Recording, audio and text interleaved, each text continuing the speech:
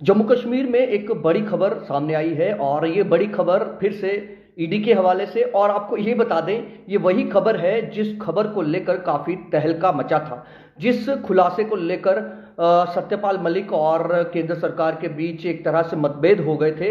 ये वही खबर है और आपको याद आ रहा होगा।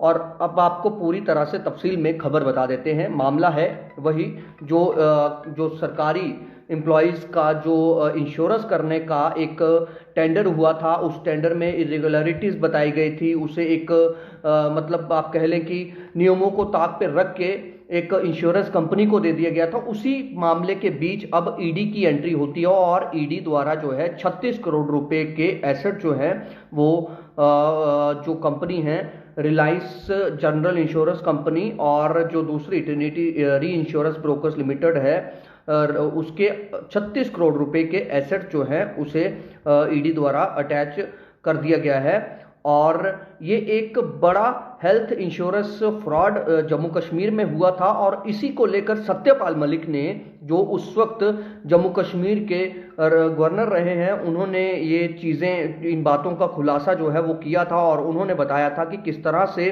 दो लोग जो है मुझे दो फाइलें पास करवाने के लिए कहा गया था और कहा गया था कि साहब अगर आप इस पर मोहर लगा देते हैं या फिर यूं कहें कि आप इन फाइल्स को साइन कर देते हैं तो आपको 150 करोड़ रुपए दोनों फाइल के मिल जाएंगे। यानी कि अगर आप ये टेंडर दे देते हैं तो आपको मुनाफा हो जाएगा करीब 300 करोड़ रुपए का, उन्होंने ये कहा था। और उन्होंने बाद में ये खुलासा भी किया कि कोई संघ के आदमी थे और भी कुछ बड़े लोग इसमें इन्वॉल्व थे, ये सत्यपाल मलिक ने कहा था।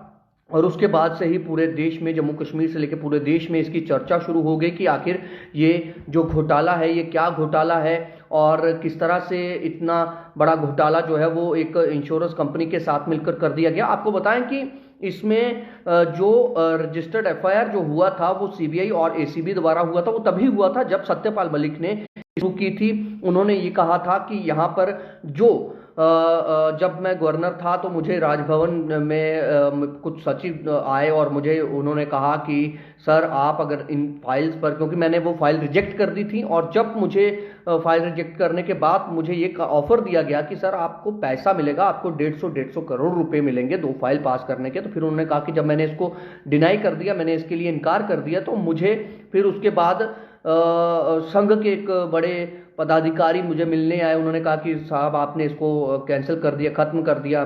तो फिर मैंने उनको कहा जी हाँ मैंने कैंसिल कर दिया। फिर उन्होंने उसके बाद बात नहीं की, क्योंकि उन्होंने अपने बयान में भी कई बार बयानों को भी पलटा है। जब पहले कुछ और बोला था, फिर बाद में काफ़ी गहमा गहमी हुई, काफ़ी चर्चाओं में आया ये विषय, ये मामला काफ़ी तूल पकड़ता गया, राजनीतिक गलियारों में भी सरकारों पर आरोप लगने लग गए।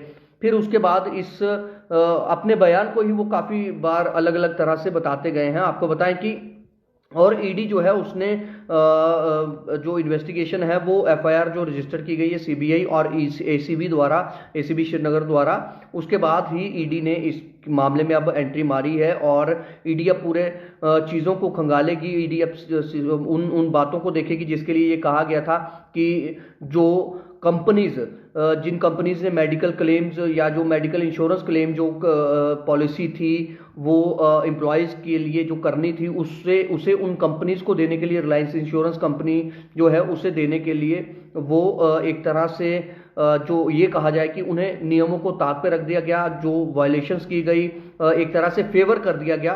सत्यपाल मलिक ने ये चीज़ें कही थी। फिर उसके बाद ये रडार पर आया, एसीबी और सीबीआई द्वारा केस रजिस्टर्ड कर लिया गया। तो अब ये कहा जा रहा है कि ईडी द्वारा जो 36 करोड़ रुपए की प्रॉपर्टी अटैच की गई है इन कंपनीज की, तो ये एक बड़ा मूव हो सकता है। क्योंकि अभी जिस तरह से सत्यपाल मलिक लगातार हावी है केंद्र सरकार पर भी, प्रधानमंत्री नरेंद्र मोदी के खिलाफ पर भी वो कई सारी ऐसी टिप्पणी कर चुके हैं, कई ऐसी बातें कह चुके हैं, तो वो भी काफ़ी चर्चाओं में रहे हैं। हालांकि पिछले दिनों उन्होंने ये भी कहा कि मेरी जान को खतरा है, मोदी को हराइए, ये चीज़ें तक वो कह चुके हैं। उन्होंने ये भी कहा कि मेरी सिक्योरिटी वापस छीन ली गई है मुझे जो है जब से मैंने सरकार के खिलाफ बोलना शुरू किया, मेरे साथ जो है एक तरह से जैसा जिन पदों पर मैं रहा हूं, बड़े बड़े पदों पर, मैं गवर्नर जैसे पद पर एक रहा हूं, एक बड़ी पोस्ट जो कॉन्स्टिट्यूशनल पद है उस पर रहा हूं, तो मेरे साथ जो बिहेव सरकार कर रही है वो इसीलिए कर रही है कि मैं सरकार के खुलासे कर रहा हूं। तो उसके बाद से लगातार ये चीजें सामने आ रही हैं, और अब आपको बताएं कि ईडी द्वारा ये जो कार्रवाई की गई है ये भी एक बड़ा एक्शन जो है वो माना जा रहा है। फिलहाल आप जुड़े हैं जम्मू संवाद के साथ। नमस्कार।